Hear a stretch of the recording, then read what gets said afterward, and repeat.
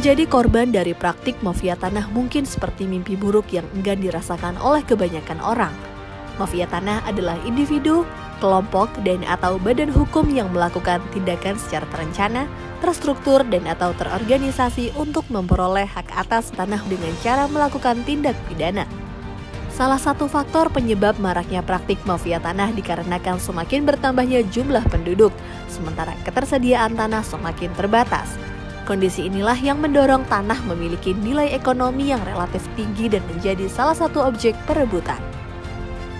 Biasanya modus operasi yang dilakukan oleh mafia tanah menggunakan cara-cara yang terencana, rapi, dan sistematis seperti pemalsuan dokumen, pemberian keterangan palsu, kejahatan penggelapan, dan penipuan, menguasai tanah secara ilegal, merekayasa perkara di pengadilan, serta melakukan koalisi dengan oknum-oknum tertentu.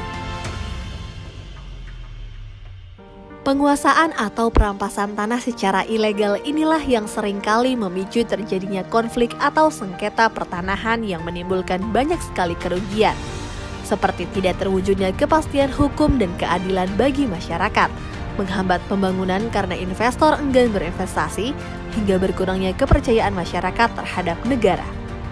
Karena itulah, pencegahan dan pemberantasan mafia tanah menjadi perhatian serius yang harus ditangani pemerintah. Salah satunya Kementerian Agraria dan Tata Ruang Badan Pertanahan Nasional yang terus berupaya dalam memberantas praktik-praktik mafia tanah. Sinergi adalah kunci keberhasilan dalam pemberantasan mafia tanah. Kementerian ATR BPN pun membangun skema sinergi 4 pilar yang terdiri dari Kementerian ATR BPN, pemerintah daerah, aparat penegak hukum, dan badan peradilan. Melalui sinergi tersebut, diyakininya mampu menutup ruang gerak mafia tanah. Kementerian ATR BPN pun melakukan berbagai upaya untuk memerangi mafia tanah, salah satunya memperbaiki administrasi pertanahan, transformasi layanan pertanahan secara elektronik, dan mempercepat pelaksanaan pendaftaran tanah sistematis lengkap. Selain itu, pemberantasan mafia tanah juga bisa dimulai dari diri sendiri dengan meningkatkan kepedulian dan kewaspadaan para pemilik tanah seperti memasang tanda batas dan mendaftarkan tanahnya agar memiliki kepastian hukum yang kuat.